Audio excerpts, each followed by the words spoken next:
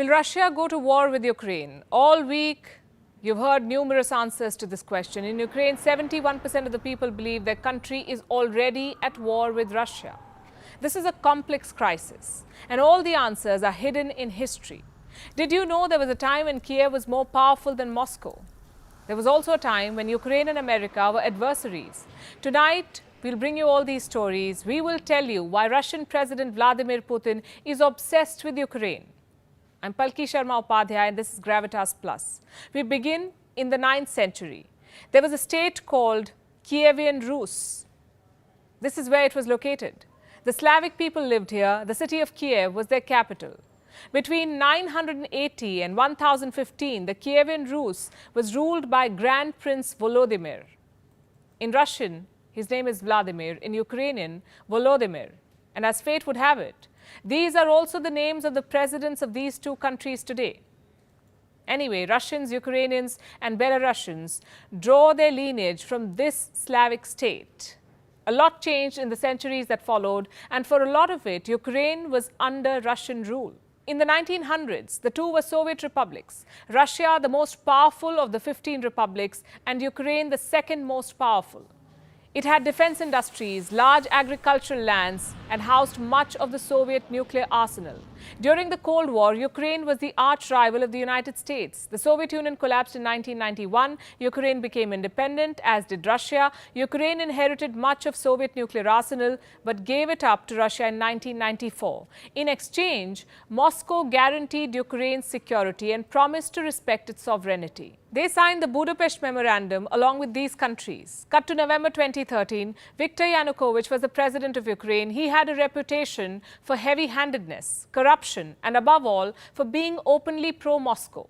In 2013, he rejected an EU trade deal. This deal could have meant greater integration with the European Union. Instead, Yanukovych decided to take a $15 billion bailout from Russia. To many Ukrainians, it felt like being sold to Moscow, so protests broke out. They were called Euromaidan. Euro because these protests were about Europe, and Maidan because they happened in Kiev's Maidan, what we today know as the Independence Square. Here, protesters chanted, "Sign the EU deal, Yanukovych must step down." Russia supported the president, the West supported the protesters. In February 2014, Yanukovych's government was toppled, the president was driven out of Ukraine, he fled to Russia. Not every Ukrainian was happy with this. Many in the Russian-speaking East wanted Yanukovych to stay. When he was driven out, the minority felt disenfranchised. On the other side of the border, Russia was angry it had lost its puppet. To salvage the situation, Moscow annexed Crimea. Why Crimea? Well, let's now zoom into this part of the world. Crimea is a peninsula. It is located in the Black Sea. In 1954, Soviet leader Nikita Khrushchev transferred Crimea. It was given to the Ukrainian Soviet Socialist Republic from the Russian Soviet Socialist Republic. Why? Khrushchev hoped the transfer would strengthen, quote-unquote, brotherly ties between the Ukrainian and Russian people. Both Russia and Crimea were part of the Soviet Union. So this transfer did not mean very much. When Ukraine became independent in 1991, Crimea joined it. The peninsula was given special autonomy. It remained home to Russian military bases. Moscow promised to respect Crimean autonomy. Many in Russia were of the opinion that Crimea should not have been allowed to join Ukraine. In 2014, when Yanukovych was ousted from power in Ukraine, Russian military began seizing government buildings in Crimea. Soon the entire peninsula was under military occupation. A referendum followed. On the 16th of March 2014, Crimeans voted to become a part of Russia. Was this vote legitimate? Well, it depends on who you ask. For Putin, this was Crimea's liberation. For the rest of the world, this was Crimea's annexation. The focus then shifted to eastern Ukraine, where Russia-backed separatists had seized territory. Ukrainian forces did not launch an all-out offensive at first, but on the 17th of July 2014, when a flight carrying 298 people was shot down by these rebels, Ukrainian forces decided to flush out the rebels. The separatists began losing ground, so the Russian army stepped in. They invaded eastern Ukraine and fought alongside the rebels. What followed was a series of talks between Russia, Ukraine, and the West. They resulted in the Minsk Accords. This was first signed in 2014. Both sides agreed on ceasefire and military withdrawal. Ukraine agreed to hold elections in the rebel-held areas. 8 years on, the Minsk Accords remain unimplemented. Ukraine stands as the largest European country excluding Russia.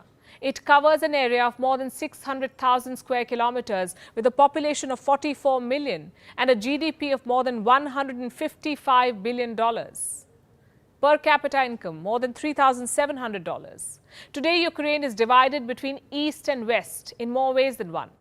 The West sees itself as more European. The East is closer to Russia, be it in terms of geography or sentiment. In the West, most Ukrainians speak Ukrainian. In the East, a third are native Russians. In the West, Russia is looked at with suspicion. In the East, Russia is looked at through the lens of shared history and heritage. Ukraine also remains at war. Its forces are fighting the rebels in the east. Rebel leaders are ruling at least two regions, Donetsk and Luhansk. Together, they are known as the Donbas region. Russia has once again sent its troops. This time, they're stationed right at the border. What does Vladimir Putin want? For NATO to stop expanding. NATO stands for North Atlantic Treaty Organization. It's a military alliance. These countries are the founding members of NATO. These countries joined it during the Cold War, and these countries joined after it. Ukraine wants to join NATO too, but Putin wants NATO to exclude Ukraine and every former Soviet state. And this is just half the story. Like I said, a lot is hidden in history. For starters, there is domestic politics. When Putin annexed Crimea, his approval rating skyrocketed. Keeping the nationalistic drum rolling helps the Russian president. Annexing parts of Ukraine also helps Putin restore Russia's superpower image. Again, back to history. Many Russians view Ukraine's independence as a mistake. It is true that Ukraine was ruled by Russia. In fact, Ukraine has barely remained independent pre-1991. There was a brief period before World War I and then another stint in 1600. For the rest of its modern history, Ukraine was under Russia. 1 in 6 Ukrainians is an ethnic Russian. 1 in 3 speaks Russian as a native language. So Putin is right when he says historically they were one. But claiming Ukraine on the basis of colonial history is wrong. It will be like Britain claiming India or South Africa or Spain claiming the Philippines. Past imperialism cannot justify present-day expansionism. Here's what else history tells us. Ukraine was forcefully Russified. Cut to 1700, Russian leader Catherine the Great started Russifying Ukraine. Ethnic Russians were shipped to this part of the world. Schools were told to teach Russian language. By 1800, the Ukrainian language was banned. In 1930, Soviet leader Joseph Stalin steered a famine in Ukraine. Millions of Eastern Ukrainians were killed. The area was then repopulated with ethnic Russians. In the 1940s, the ethnic Tatars were relocated. They too were replaced with Russians. There is a reason why Eastern Ukraine today has so many native Russian speakers. It was designed to be that way. Eastern Ukraine was always dear to Russia. It has coal, it has iron, fertile land.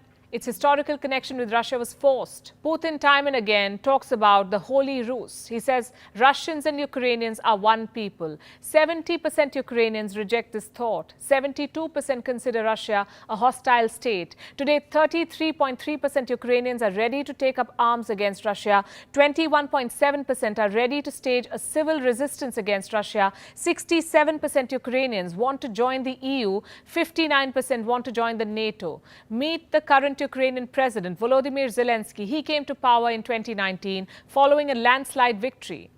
He is a vocal critic of Russia. Zelensky openly opposes Russian occupation of eastern Ukraine. 73% of Ukrainian voters voted this man to power. Today, Volodymyr Zelensky represents the pulse of Ukraine, the Ukraine that wants to remain independent of Russia. But Vladimir Putin wants to become the man who revived Russian imperialism. He does not realize the world has moved on.